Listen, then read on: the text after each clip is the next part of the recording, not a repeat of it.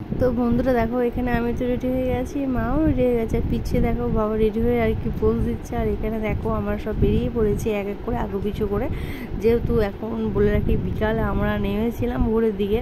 তো ওইখানে আমরা ওয়েট করছিলাম ওই পুজোর একটা ব্যাপার স্যাপার কথা বলার জন্য, ওখানে বাবা মারা গিয়েছে। আর এখানে আজকের আমরা সব মেয়েরা পরেছিলাম শাড়ি আর ছেলেরা সব পরেছিল পাঞ্জাবি।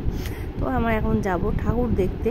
তো এখানে একটা লাইনের ব্যাপার থাকে, ওই সব টাকা পয়সা দিয়ে আগু পিছু মানে তাড়াতাড়ি দেখার একটা ব্যাপার থাকে। তো ওই ব্যাপারেই আর কি বাবারা কথা বলছিল।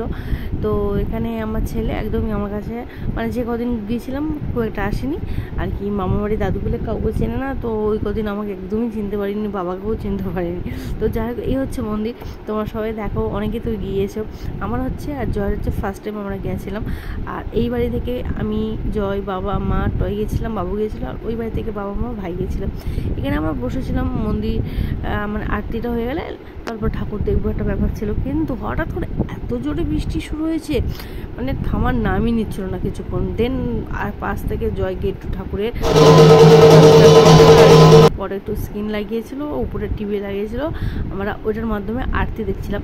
আর দেখতেই পাচ্ছ কত লোক, প্রচুর লোক ছিল। আর বৃষ্টিটা যে একটু হালকা কমলো তখন দেখলাম অনেকেই আবার লাইন দিয়ে ঠাকুর দেখার জন্য দাঁড়িয়ে পড়েছে। তো এই হচ্ছে আজকের ব্লগটা। তো ভালো লাগলে অবশ্যই লাইক কমেন্ট শেয়ার করে দিও। চলো নেক্সট ব্লগে আবার দেখা হচ্ছে, তো দেখতে থাকো ব্লগটা।